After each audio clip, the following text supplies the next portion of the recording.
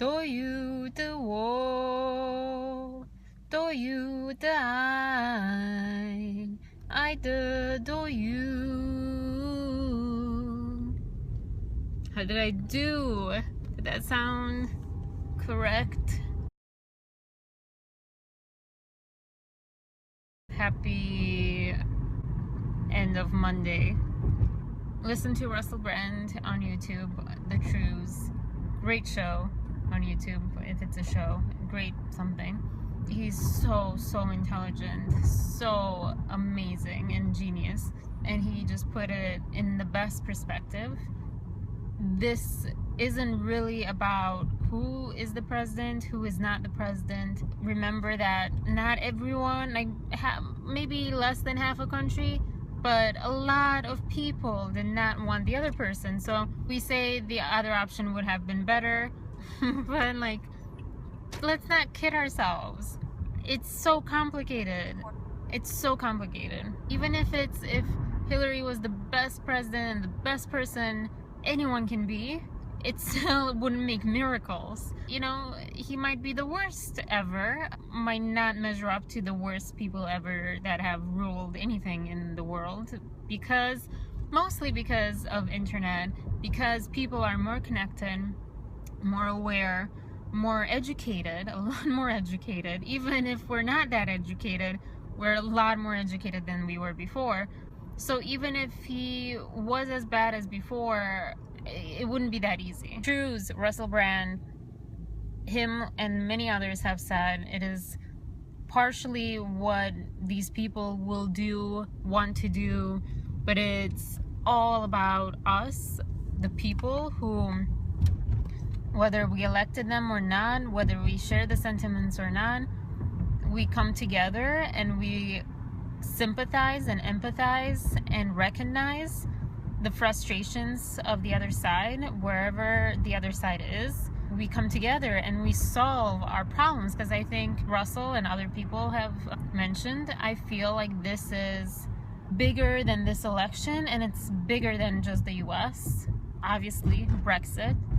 I don't think it really has that much to do with terrorism. It is so much bigger than just that. I think it's just about humans and humanity being just disillusioned and feeling hopeless and just having no clue how to deal with the world they're surrounded by, in a positive or negative way. I don't think I sat through my professor's speech last night, seminar talk thing, and he mentioned something that there's not so much, positive and negative being the opposites per se. They're not quite like, oh, you want more positive and you want the least amount of negative. No, it's the same thing. It's the same energy behind both. And yeah, it's not productive in any time or thing to say you are wrong and I am right, or they are right and we are wrong.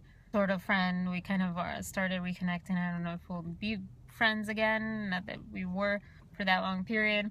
Details. But anyways, I was telling him, because he asked me, why am I learning Japanese and Chinese right now?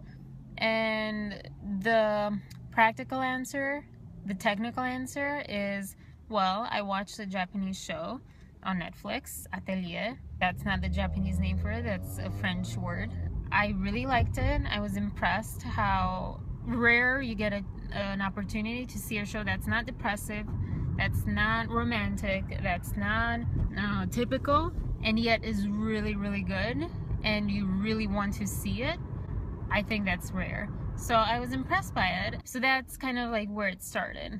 And then I saw a Chinese show and I fell in love with that, a Taiwanese show. It kind of just started from there. But the reality behind that was that I have felt, and I wasn't aware of it until I was telling him that to get into the other lane, that's what I need. Oh, the person behind me got in. The real or deeper reason as to why I'm learning Chinese and Japanese is I've been in a very low point, physically, emotionally, gone away from people as much as people have gone away from me. I said it so much more eloquently in the text message.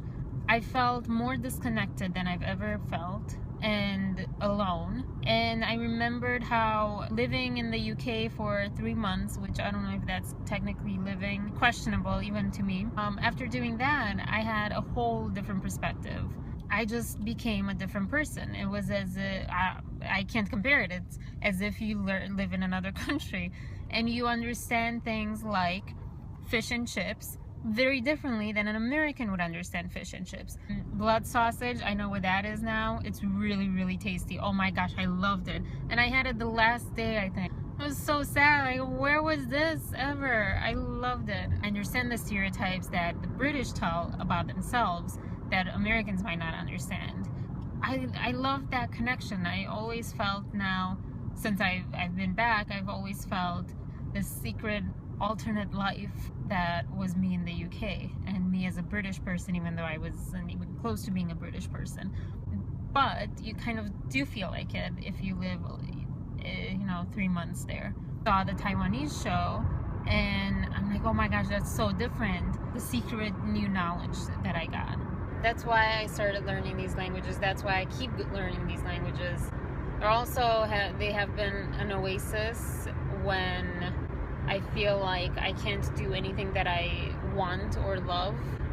I'm far from it. My body is falling apart. My mind is falling apart. My emotional system is falling apart. Everything is feeling so hopeless. And then also, like, my brain has felt like it has been falling apart for a while. So to start learning a language without even knowing it, I've kind of proved that there's nothing wrong with my mind.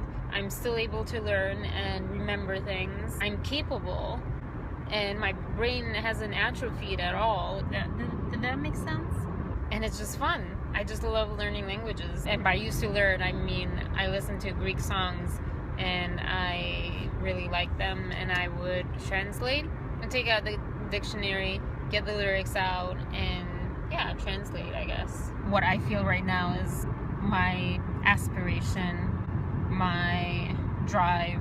That's all I want to do, is just kind of bring people together and make myself a citizen of the world as much as I can.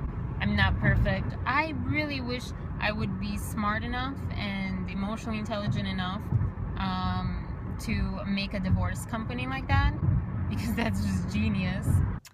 Stomach pain, shoulder pain from my stomach, etc., etc. Almost home. Peace, love, and compassion, y'all.